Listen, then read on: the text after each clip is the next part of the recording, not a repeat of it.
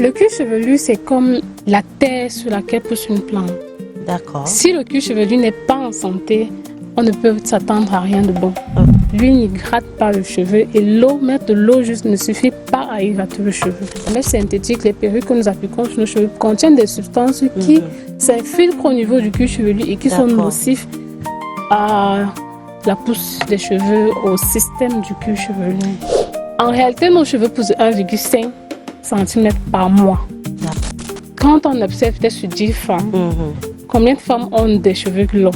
Et pourtant le cheveu pousse. C'est justement parce que beaucoup de pratiques que nous appliquons à nos cheveux ne sont pas adaptées. Je vois mal une femme, une jeune dame qui sort et se place devant son miroir, se regarde avec ses cheveux. Et puis, pour elle, ça ne suffit pas. Pour elle, il manque quelque chose. Malheureusement, elle va prendre la couronne de quelqu'un d'autre et poser sur sa tête. Moi, je sais désormais que mon cheveu naturel est un cheveu qui n'est pas arrivé au hasard, qui n'existe pas pour rien. Et désormais, je crois que je vais m'y mettre. Fini les perruques.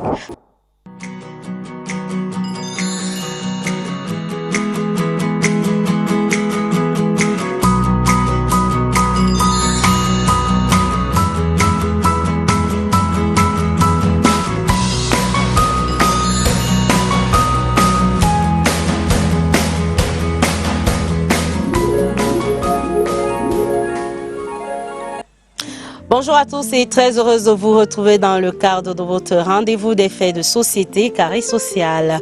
Aujourd'hui, on parlera du cheveu crépus et comment entretenir. En tout cas, le sujet sera débattu tout au long de cette émission. Et pour en parler, nous recevons sur ce plateau Alicia Gaël Ofoken. Elle est promotrice de la beauté naturelle et par ailleurs du cheveu crépus. Voilà, du cheveu crépus, c'est à travers cette plateforme numérique Natural Beauty qu'elle donne des trucs et astuces. Originaire de l'Ouest Cameroun, âgée de 24 ans, elle est assistante de direction dans une entreprise de la place. Un sujet tout aussi important pour la jeunesse camerounaise. Madame, monsieur, le temps pour vous de vous installer devant votre petit écran. On prend cette courte pause et on revient juste après pour la première partie de Carré Social.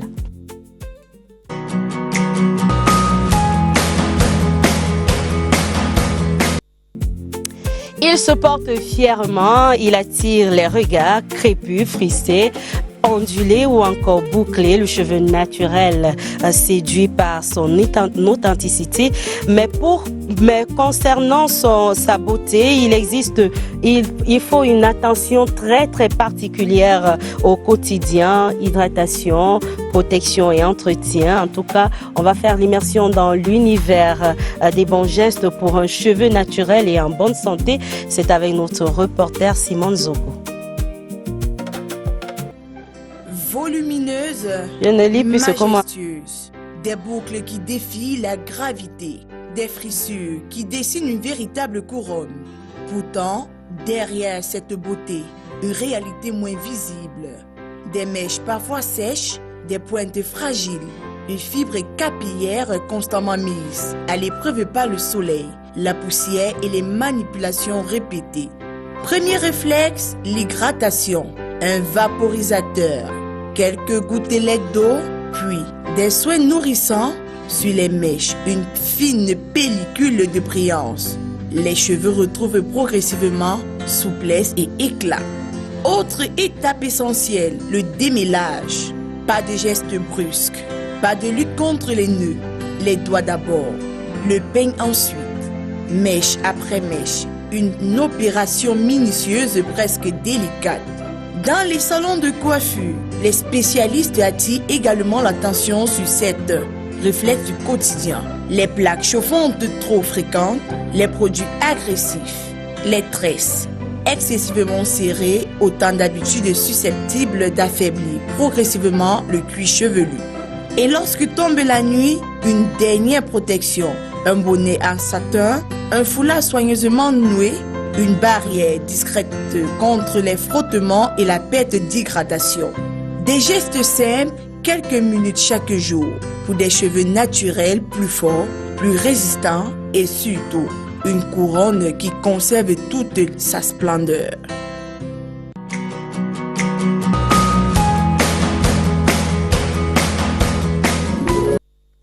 Ce reportage qui plante dans le décor de notre débat sur ce plateau, elle nous a rejoint. Alicia Gaël Ofroken, elle est promotrice de la beauté naturelle, mais surtout du cheveu crépus. Je ne sais pas pourquoi ce mot-là m'échappe, mais c'est cheveux afro-crépus. Elle est là sur ce plateau. Bonjour et bienvenue sur Carré Social. Déjà, j'aimerais vous dire, vous êtes très belle, hein, avec vos cheveux naturels. Alors, c'est une cause que vous défendez. D'où vient cette passion?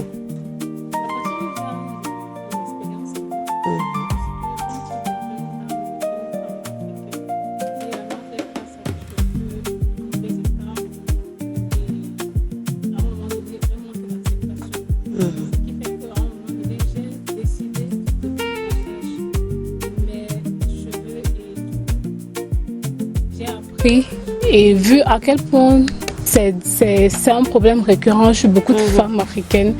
Et avec l'expérience, je me suis rendu compte de pas mal de choses qui semblaient cachées et de pas mal de choses apprises sur le cheveu crépus qui étaient pourtant fausses et qui découlaient d'un manque d'ignorance générationnelle, si je peux dire comme ça. Donc ça veut dire que c'est parti d'une expérience que vous avez vécue et vous vous êtes dit, bon, tiens, il faut que j'essaie un peu de pencher de ce côté.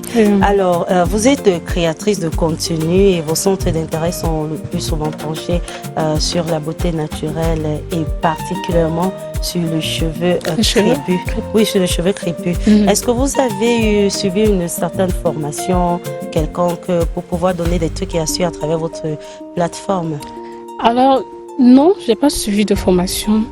J'ai particulièrement appris, comme j'ai dit, par mon expérience. Lorsque j'ai décidé de prendre en main mes cheveux, j'ai suivi pas mal de contenu, fait des recherches, évalué des données, des livres, des contenus, etc. Ce qui m'a permis d'apprendre pas mal de choses sur les cheveux crépus. Et aujourd'hui, j'ai décidé de partager avec mes sœurs africaines. Et vous partagez votre expérience à travers votre plateforme numérique Natural Beauty. Qu'est-ce que vous faites concrètement? Nous partageons des témoignages, des conseils scientifiques, pratiques pour aider les femmes africaines à accepter leurs cheveux premièrement, à savoir comment les entretenir et à savoir les porter fièrement puisque c'est une question d'identité culturelle. D'accord. On entend souvent dire que le cheveu crépus est très difficile à entretenir. Et d'après donc votre expérience, d'où vient cette idée et qu'est-ce que les gens ne comprennent mal du cheveu naturel et de ce type de cheveux particulier? Comme je dis tout à l'heure, il y a un manque d'informations. Et cela date de très longtemps. Et comme on dit, il faut toujours connaître l'histoire.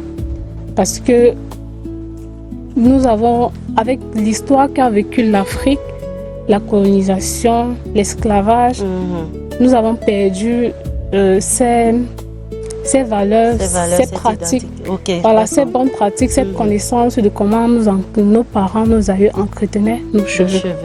Du coup, on a vu qu'on ne connaît plus comment entretenir nos cheveux, vu que le cheveu africain, le cheveu afro, est un cheveu assez particulier et nécessite un certain nombre de soins particulièrement.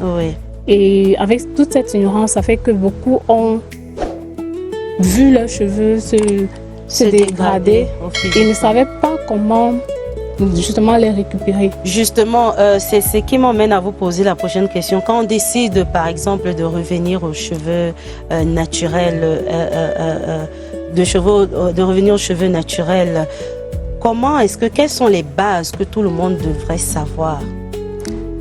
Premièrement, c'est que nos cheveux, ils ont besoin d'un soin, de beaucoup d'attention, de beaucoup de patience. Parce que vu que nous sortons d'un état où nous ne connaissons pas comment entretenir nos cheveux. Et ce n'est pas un miracle parce qu'on ne parle pas de faire pousser les cheveux ou bien d'avoir un cheveu soyeux en 2 semaines, 2 mois. On parle d'entretien et ça nécessite d'abord de la patience.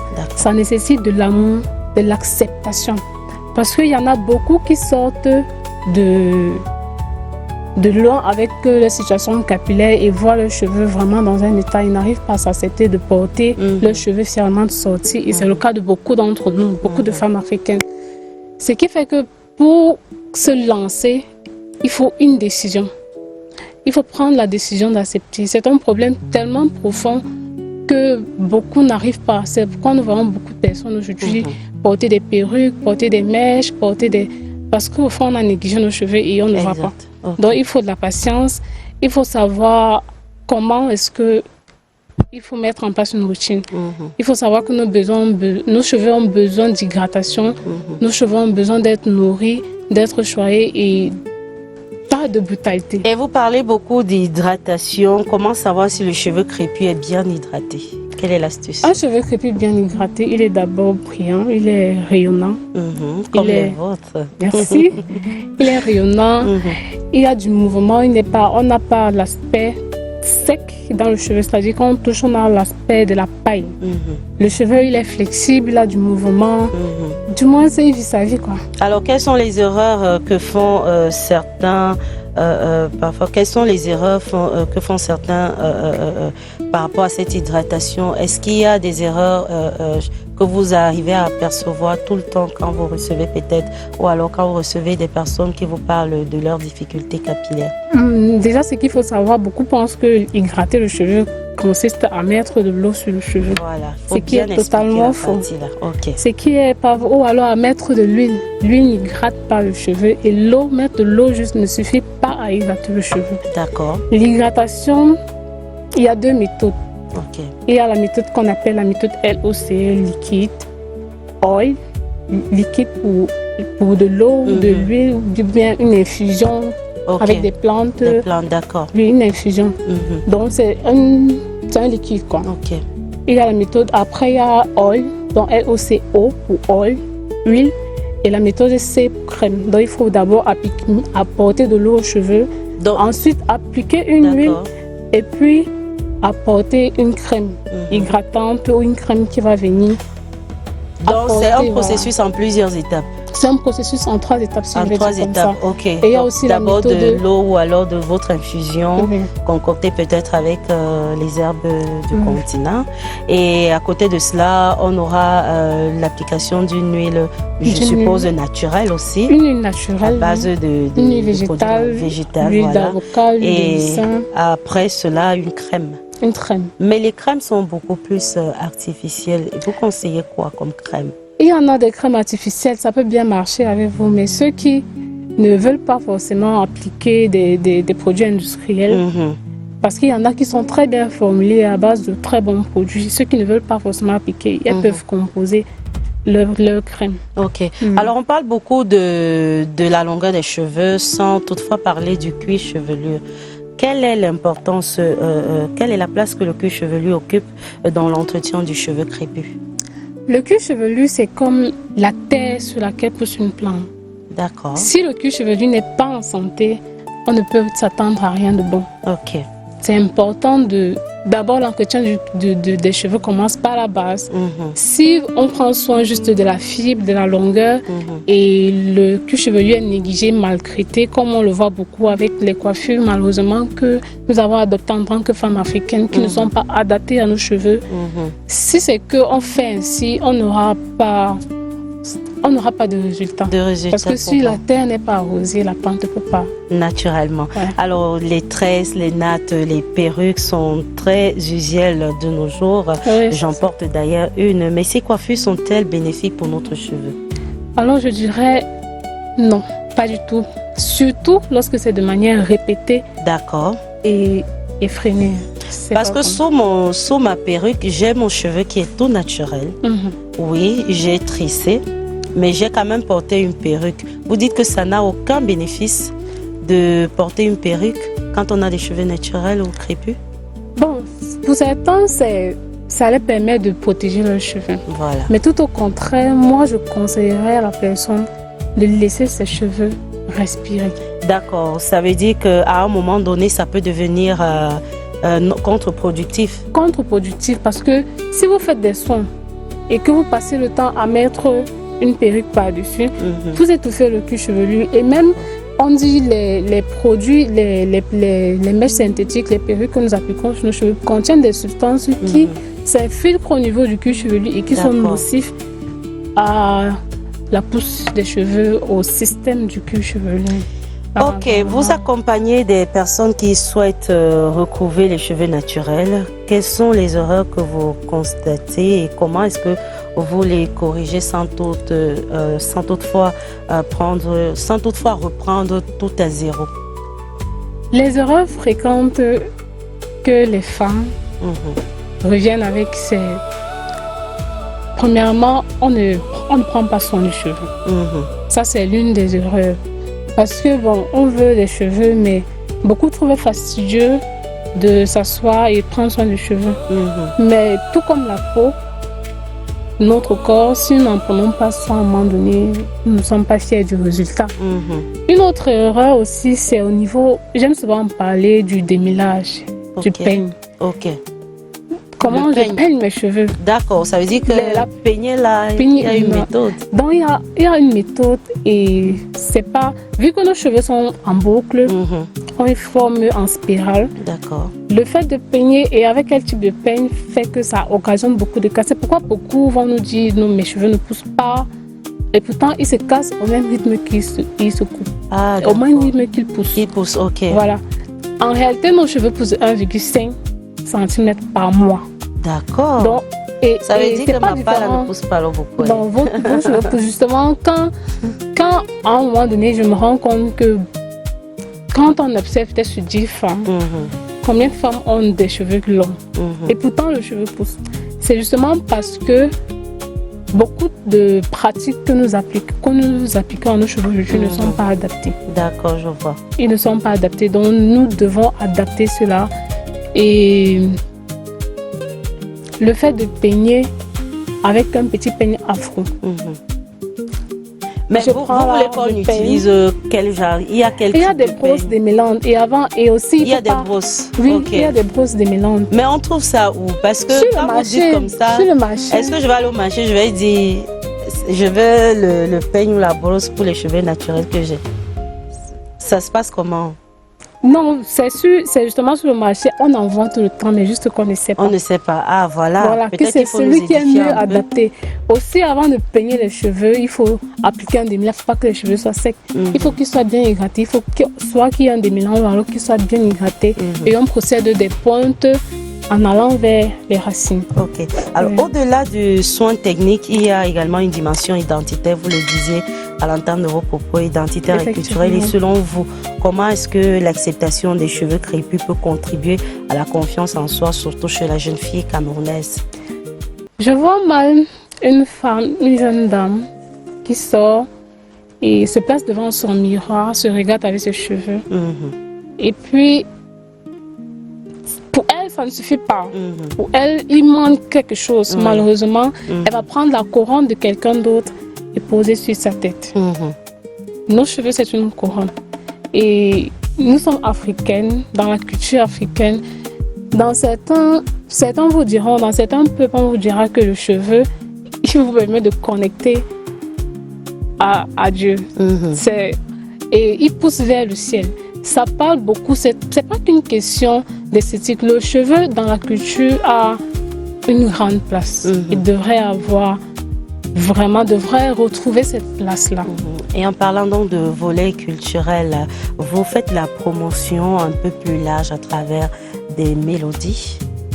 Oui, des mélodies. Nous avons sorti... Pourquoi choisir la musique pour sensibiliser, entre autres, par rapport aux cheveux naturels? Parce que la musique, elle est écoutée par beaucoup, et elle impacte beaucoup. Elle change les mœurs, si je peux dire comme ça. On dit souvent de la musique, elle adoucit les mœurs. Elle adoucit les mœurs, exactement. Ce qui fait que beaucoup, quand ils vont écouter une musique qui parle de leurs cheveux, ça va chanter dans leur esprit et elles vont comprendre que, en fait, plus ça résonne, plus c'est fort et plus je comprends que je suis telle que je suis, je suis belle telle que je suis. D'accord. Et quel est finalement le jugement que la société apporte vis-à-vis de vous? Est-ce qu'il est positif, négatif ou alors c'est un melting pot, donc c'est un mélange des deux jugements? Beaucoup sont plutôt coopérants, ils coopèrent parce que je me rends compte qu'avec le travail que nous faisons au travers de notre plateforme Natural Beauty, beaucoup nous contactent et veulent vraiment retrouver leur identité, retrouver leur nature, apprendre à... Parce qu'il faut le dire, beaucoup aiment les cheveux, mais malheureusement ne savent pas comment en prendre soin. Malheureusement, n'ont pas de base, n'ont pas de repère. Et nous, en tant que jeunes Africaines, moi je suis jeune, et je voudrais porter ce message à beaucoup de personnes, à toutes les femmes. Donc, elles prennent beaucoup et sollicitent vraiment beaucoup à être soutenues, à être aidées, à pouvoir s'accepter, pouvoir sortir, aller au travail, à une fête, à un gala. Tout le monde vous encourage, quoi. La plupart, en tout cas. La plupart. Oui. Et quel est le message que vous voudrez donc adresser à cette jeunesse qui nous regarde aujourd'hui? À la jeunesse qui nous regarde aujourd'hui, j'aimerais... La jeune fille surtout. La jeune fille. J'aimerais lui dire, tu es belle telle que tu es. Tes cheveux afro ne sont pas une erreur de la nature. Tes cheveux afro sont beaux, particuliers, uniques et reflètent qui tu es. Raconte une histoire, raconte ton histoire, l'histoire de nos parents, de nos aïeux, de nos ancêtres. Parce qu'ils ont genre, au même moment de l'esclavage, on dit que les femmes se retrouvaient au travers des tresses, de la coupe, on parvient à trouver un chemin, elles se cressaient pour pouvoir indiquer un chemin, pour pouvoir s'évader des camps. D'accord. Ce qui fait que nous portons tout un héritage et j'encourage toutes les femmes africaines à apprendre à entretenir les cheveux. Ce n'est pas difficile. C'est difficile au début quand on ne connaît pas. Toute chose est difficile lorsqu'on ne connaît pas, mais lorsqu'on s'est imprégné de la chose, ça devient facile et ça devient un réflexe. J'encourage donc toutes les femmes à revenir au naturel et à s'accepter, à porter fièrement et à montrer au monde entier que nous, femmes africaines, nous avons une couronne sur notre tête qui mérite d'être valorisée et appréciée. Le cheveu est la couronne, d'après notre jeune experte Alicia Gaël Fauquin, qui, je rappelle, est promotrice de la beauté naturelle et du cheveu afro-crépus. Merci infiniment d'être passé sur le plateau de Carré Social. Merci. Madame, monsieur, nous savons que vous avez été nombreux à nous regarder. On rappelle la thématique du jour qui était de savoir un cheveu crépus, comment l'entretenir. Notre invité nous a donné trucs et astuces et porte fièrement cette thématique. Madame, monsieur, tout en espérant que vous aurez retenu bon nombre de choses. En tout cas, moi, je sais désormais que mon cheveu naturel est un cheveu qui n'est pas arrivé au hasard, qui n'existe pas pour rien. Et désormais, je crois que je vais m'y mettre. Fini les perruques. En tout cas, on va s'efforcer pour retenir la leçon et le message qui nous a été promulgué par Alicia. Merci à tous de nous avoir regardés. Restez sur CRTV News. Nos programmes se poursuivent.